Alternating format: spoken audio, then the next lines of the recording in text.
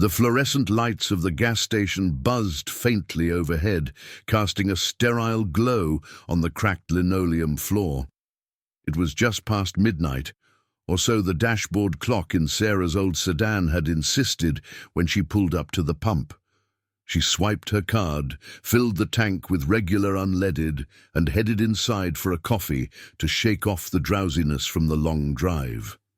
The clerk, a middle-aged man with a faded name tag reading Tom, barely looked up from his magazine as he rang her up. $7.42. She handed over cash, and he slid the receipt across the counter without a word. It wasn't until she was back in the car, unfolding the slip of paper to tuck it into her glove compartment, that she noticed the timestamp. 2:17 a.m. Her stomach twisted. That couldn't be right. She glanced at her watch not 5 minutes ago. 12:03 a.m. sharp. The station's clock on the wall had matched it too, its red digits glowing steadily. She checked her phone. Still midnight. Signal weak, but time accurate. The receipt crinkled in her fingers, the ink stark and unyielding. 2:17 a.m. Sarah stared at it for a long moment, the engine idling softly beneath her. Probably just a glitch in their system, she told herself. These old pumps in the middle of nowhere were always acting up. She crumpled the paper and tossed it onto the passenger seat, pulling out onto the empty highway. The road stretched ahead like a black ribbon under the moon, flanked by endless fields of corn, whispering in the night breeze. She was heading home to Elmwood, a quiet suburb, an hour east of here, after visiting her sister in the city. Nothing out of the ordinary, just a long night drive. Elmwood was the kind of place where everyone knew your license plate number. Neat rows of ranch-style houses with manicured lawns, a single main street lined with a hardware store, a diner called Betty's that served the best apple pie on weekends, and the high school football field that doubled as the town's social hub come Friday nights. Sarah had grown up here, left for college in Chicago, and returned 5 years ago when her marriage fell apart. Now, at 34, she worked as a librarian at the local branch, shelving books by day and tending to her small backyard garden by evening. It was predictable, safe, a routine that wrapped around her like a familiar blanket. That night, as she turned off the highway onto County Road 12, the first hints of unease settled in. The radio, which had been tuned to a classic rock station, suddenly cut to static. She fiddled with the dial, but the signal wouldn't hold. Fine, she thought. Rural reception was spotty this late. Her headlights swept over the familiar landmarks. The old water tower with its chipped paint, the silhouette of the grain silo against the stars. But as she passed the turnoff for Miller's Farm, something caught her eye in the rearview mirror. A pair of headlights, distant but steady, trailing about a quarter-mile back. She blinked, shook her head. Probably just another late-night driver. The road was straight for miles. No need to overthink it. Still, she eased off the gas a bit, watching. The lights held pace, neither closing nor falling away. By the time she reached the edge of Elmwood, where the fields gave way to scattered houses, they were still there. Sarah turned onto Maple Street, her street, and glanced back again. The car, dark, unidentifiable, slowed at the intersection but didn't follow. It just idled there, a shadow in the quiet night. She pulled into her driveway, the house dark and welcoming under the porch light she'd left on timer. The receipt was still on the passenger seat, mocking her. She grabbed it on impulse, smoothing it out under the dome light. 2:17 a.m. Her phone now read 12:45 a.m. The discrepancy gnawed at her, but exhaustion won out. Inside, she locked the door, poured a glass of water, and headed upstairs to bed. The house creaked softly as it settled, the way it always did. Sleep came fitfully, dreams fragmented by the hum of an unseen engine. Morning light filtered through the curtains, pulling her awake at 7 sharp. Sarah's alarm buzzed on cue, And she went through the motions: shower, coffee, a quick scan of the local news on her phone. Elmwood's front page was the usual: fundraiser for the library, a lost dog poster, nothing amiss. She dressed in her standard outfit, slacks, blouse, comfortable flats, and grabbed her keys. As she backed out of the driveway, she noticed the mailbox flag was up, though she hadn't checked it the night before. Odd, but mail carriers sometimes raised it by mistake. At work, the library was its serene self. Mrs. Hargrove, the head librarian, greeted her with a nod and a fresh pot of decaf. Sarah sorted returns, her mind wandering back to the receipt. During her lunch break, she drove to the gas station on the highway, Sonny's Fuel, a no-frills stop she'd used 100 times. The same clerk, Tom, was behind the counter, wiping down the counter with a rag. "Excuse me," she said, sliding the receipt toward him. "There must have been an error last night. The timestamp is wrong, says 2:17, but I was here around midnight." Tom glanced at it, his expression unchanging. He turned to the ancient register computer, tapping a few keys. "Yeah, happens sometimes. The system's old. Clocks get out of sync." He shrugged, handing it back. "No big deal. Pump still took your money, right?" She nodded, but as she left, a chill prickled her skin. Out in the parking lot, she looked around. No other cars, just the vast expanse of asphalt baking under the sun. On the drive back, she replayed the night in her head.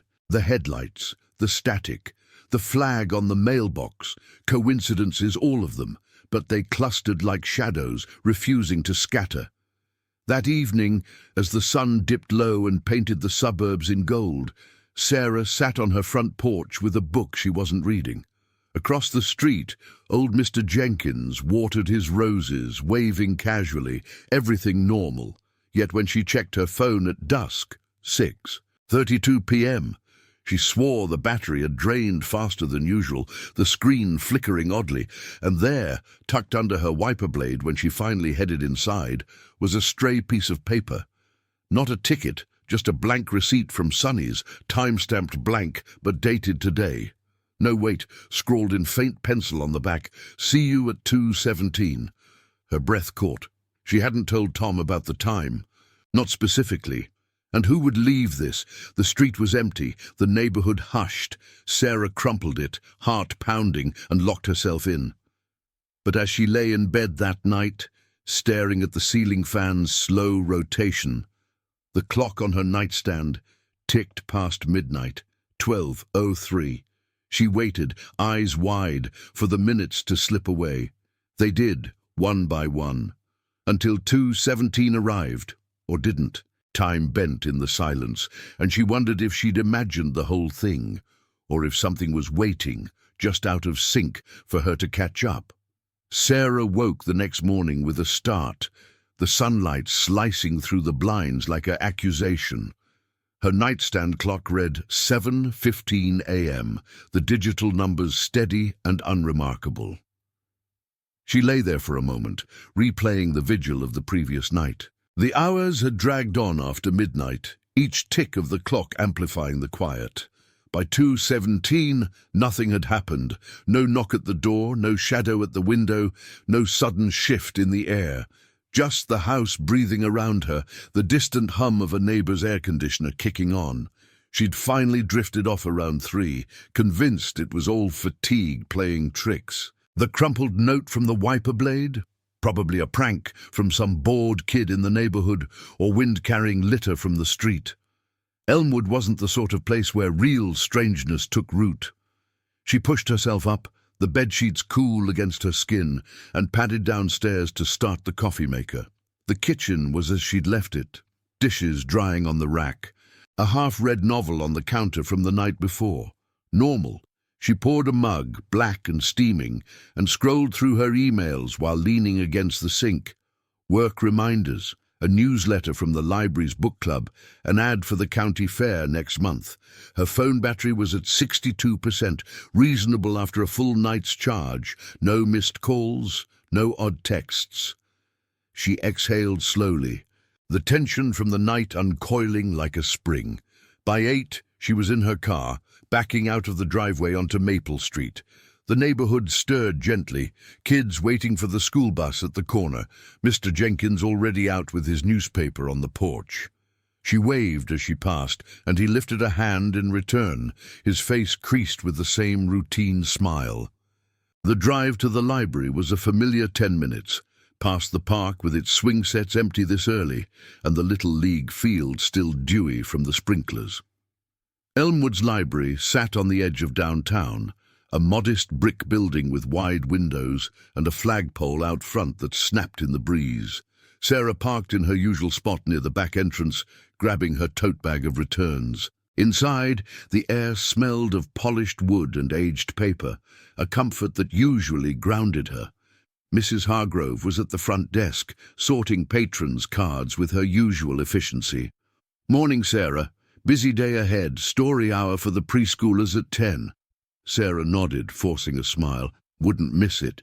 She headed to the returns cart, wheeling it to the stacks. The work was methodical. Scanning barcodes, sliding books onto shelves in their precise sections, romance novels in aisle 3, mysteries in 5.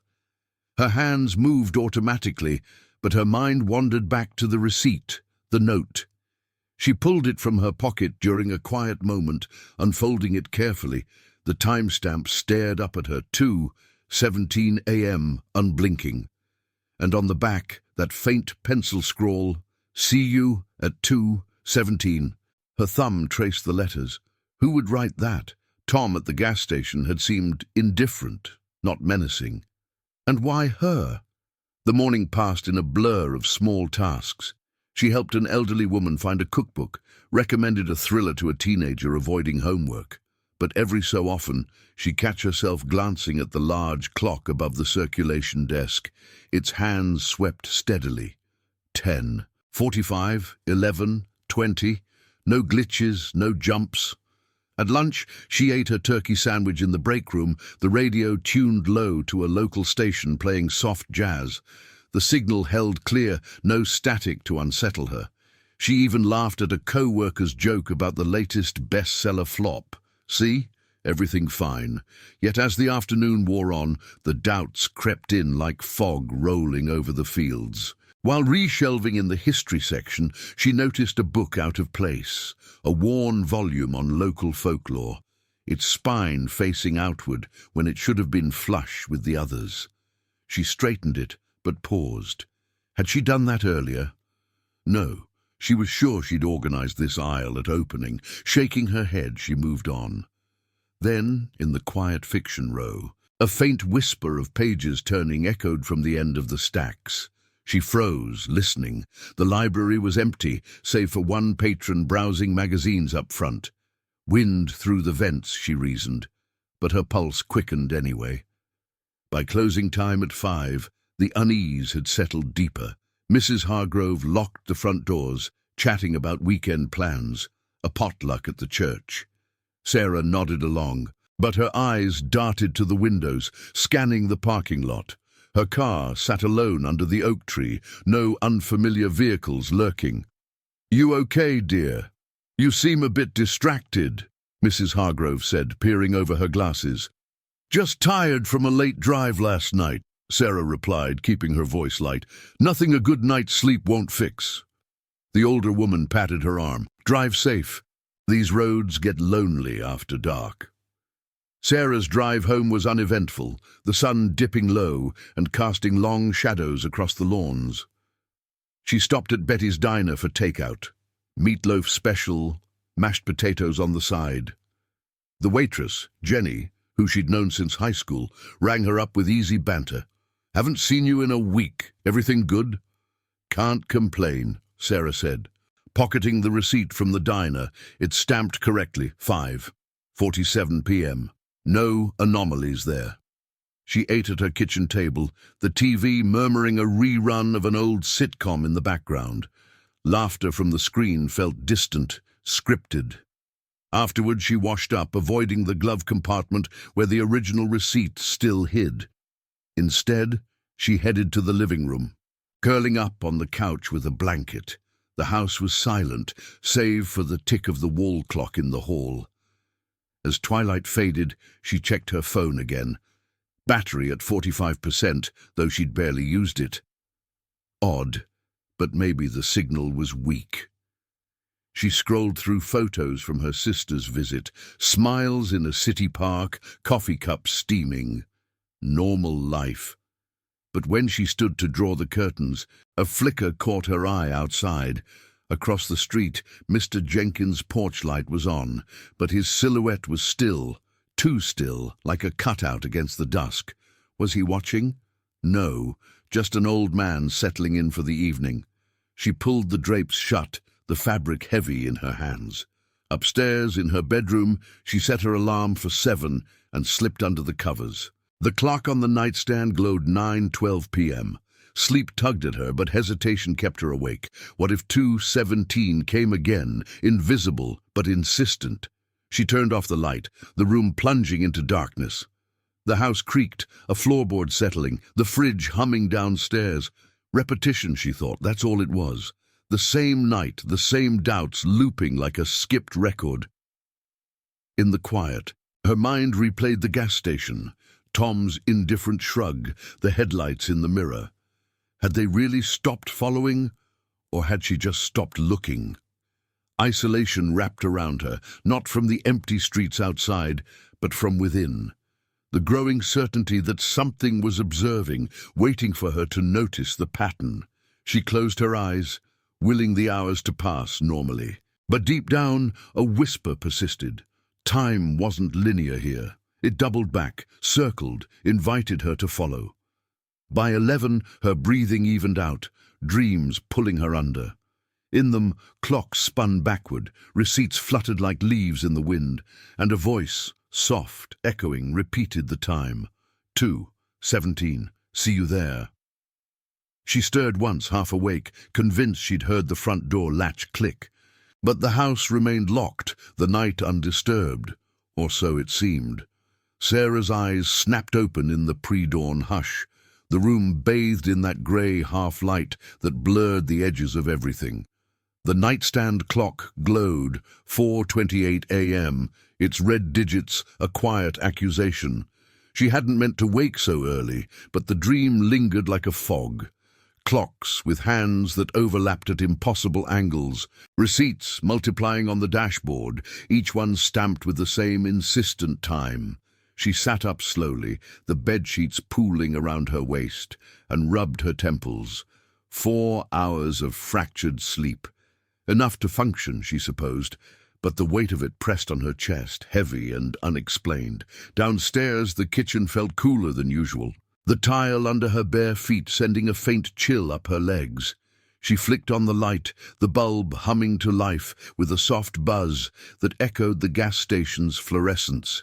Coffee first, strong, black, to chase away the remnants of the night.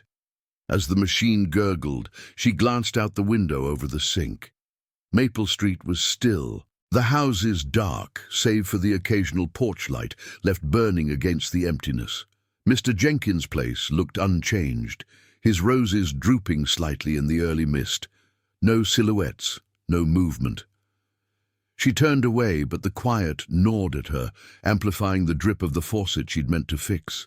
By 6, she was dressed and out the door, the morning air crisp with the scent of dew on grass. The library opened at 8, but she liked arriving early to sort the overnight drop-offs. Her car started on the first try, the engine's rumble a small comfort. She backed out carefully, checking the mirrors out of habit. Empty driveway, empty street. As she drove, the radio stayed off, no static to unsettle her today. The route was the same. Past the park, where joggers would soon appear in their neon gear, along Elmwood's main drag, with its shuttered shops waiting for the 9 o'clock bustle. She arrived at the library lot just as the sky lightened to pale blue, parking under the oak's spreading branches. The building welcomed her with its familiar creaks, the front door's hinge needing oil, the faint echo of her footsteps in the lobby. She flipped on the lights, row by row, the fluorescents flickering before steadying. Returns waited in the slot by the entrance, a stack of paperbacks, dog-eared but intact.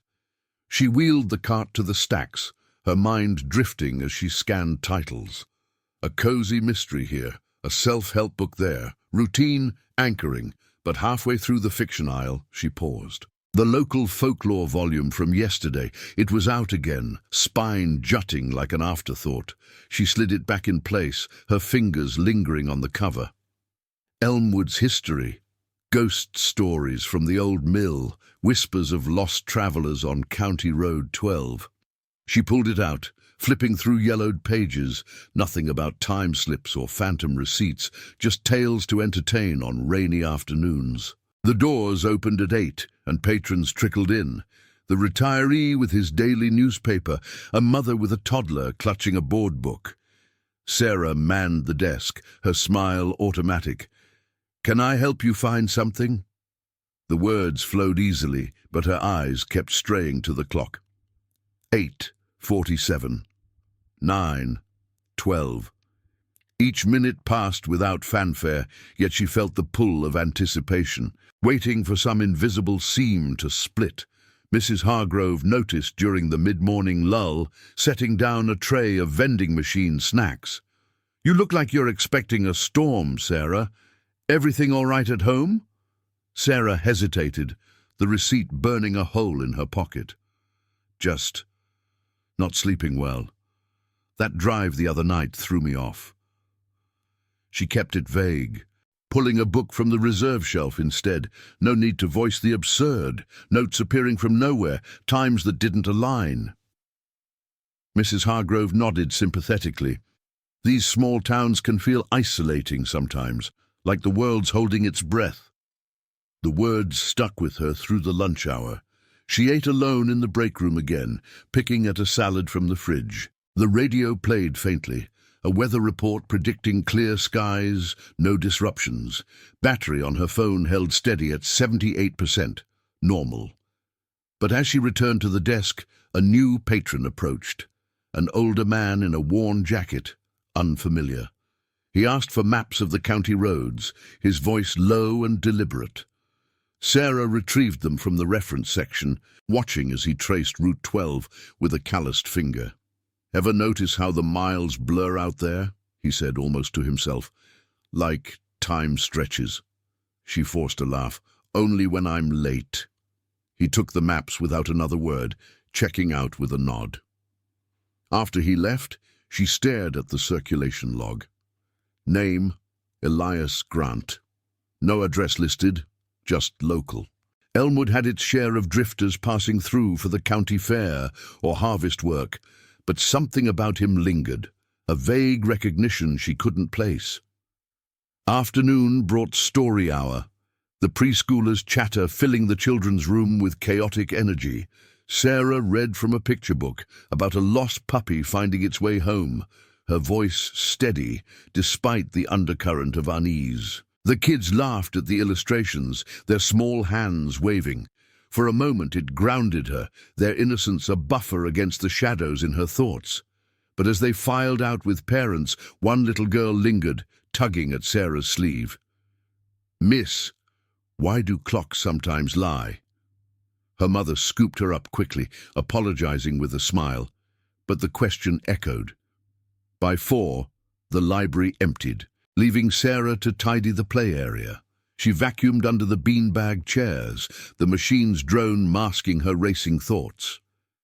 The folklore book caught her eye again from the adult stacks, now perfectly aligned. Had someone else touched it? She shook off the paranoia, locking up at 5 sharp. Mrs. Hargrove waved goodbye from her car, taillights fading down the street. The drive home felt longer, the sun hanging low and orange. Sarah stopped at the grocery for milk and bread, essentials to fill the fridge, to affirm control. The cashier, a high school kid, bagged her items with teenage indifference. Receipt, 5:23 p.m. Correct. At home, she unpacked in the kitchen, the routine a ritual. Dinner was simple, soup from a can, heated on the stove. She ate at the table, the TV off, listening instead to the house's subtle sounds, the refrigerator's cycle, a branch tapping the window from the breeze.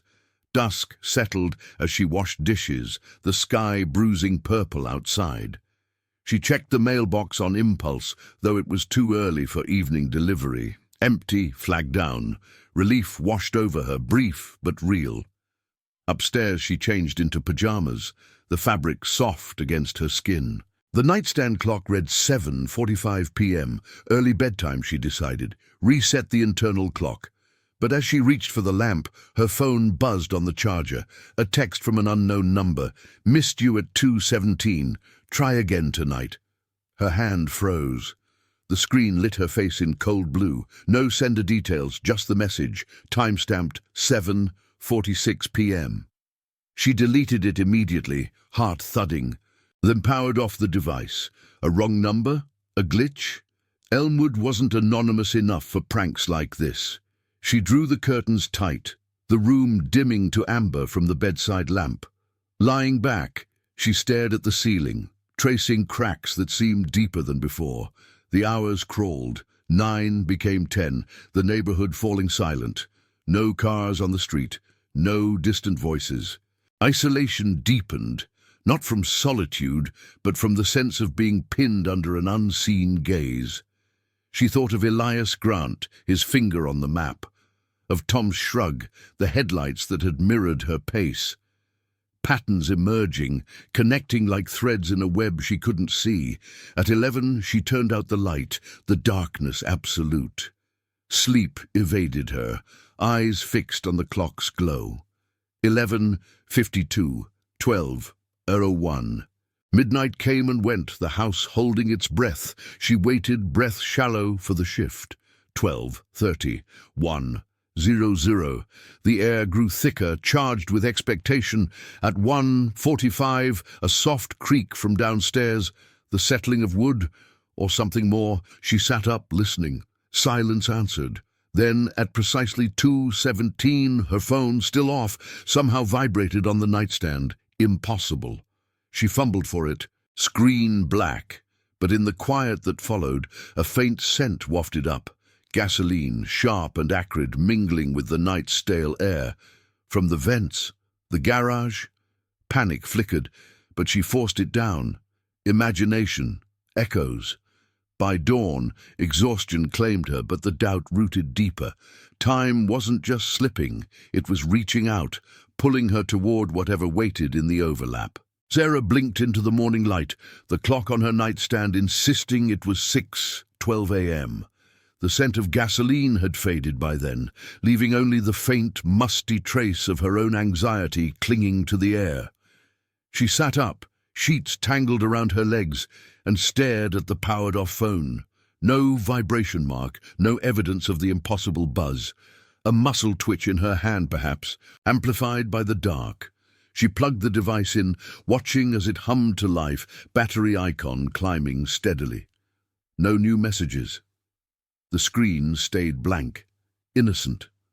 Downstairs, the kitchen felt ordinary again. Counters wiped clean from last night's dishes. The soup pot rinsed and drying. She brewed coffee, the rich aroma cutting through the lingering doubt, and stepped onto the back porch with her mug. The yard was dewy, her small garden of tomatoes and herbs stirring in the breeze. Beyond the fence, Elmwood suburbs stretched out in neat grids, white picket fences, driveways with minivans parked nose in. A dog barked 2 houses down, sharp and routine. She sipped slowly, letting the warmth ground her. Today was Saturday, no library shift. Just errands and maybe a walk in the park, time to reclaim the day. But as she dressed in jeans and a light sweater, the receipt from the glove compartment caught her eye. She pulled it out, the paper soft from handling. 2:17 a.m. And the note from the wiper. See you at 2:17. She tucked them into her purse, a decision forming. Answers wouldn't come from hiding. The gas station first, then perhaps the library for more on local oddities. Elias Grant's comment about the roads blurring echoed in her mind. Maybe he knew something, or at least where to look.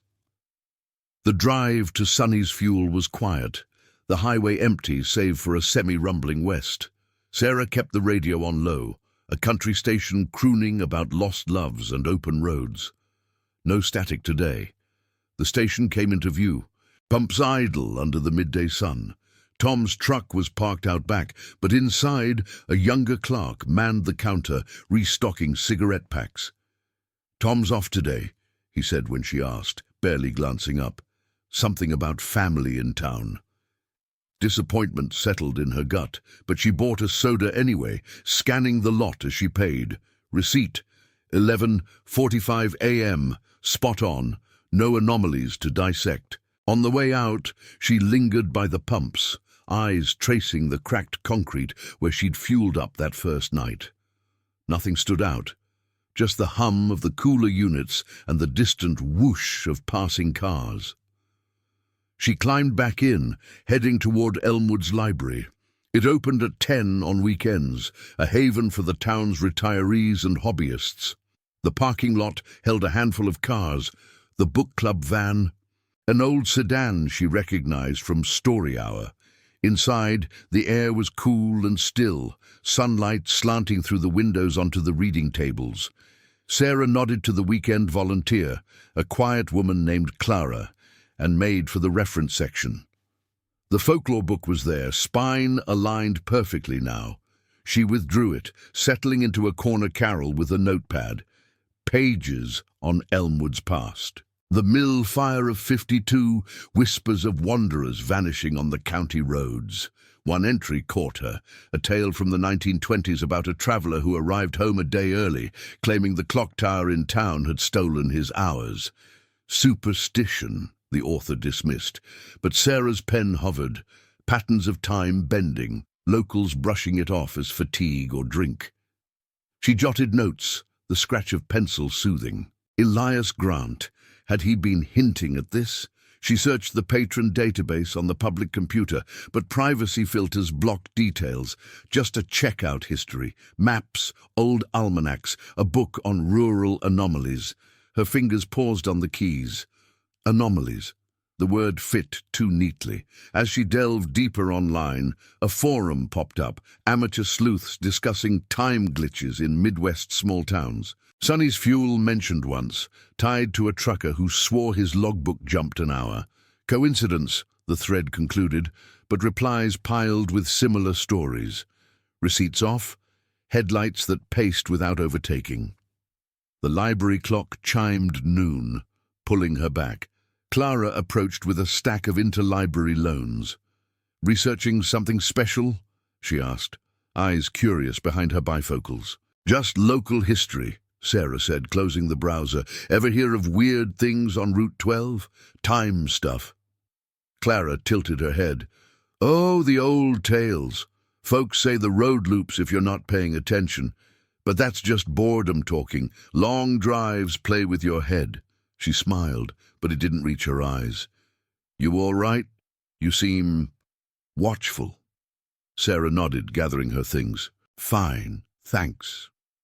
Outside, the sun beat down, warming the air. She walked to her car, purse heavy with the book and notes. No notes on the windshield this time. Relief, but shallow. At home, she spread everything on the kitchen table, receipts side by side, folklore pages open, the patterns stared back. 2, 17 repeating, insistent. Not a glitch, but a signal. From what? Who? Afternoon blurred into quiet tasks. Laundry folding in the living room, windows cracked to let in the breeze. She avoided the phone, leaving it charging in the bedroom. But curiosity won. She powered it on at 3, scanning for blocks or traces of the unknown text. Nothing. Blocked number, perhaps. Elmwood's cell service was spotty, easy to blame.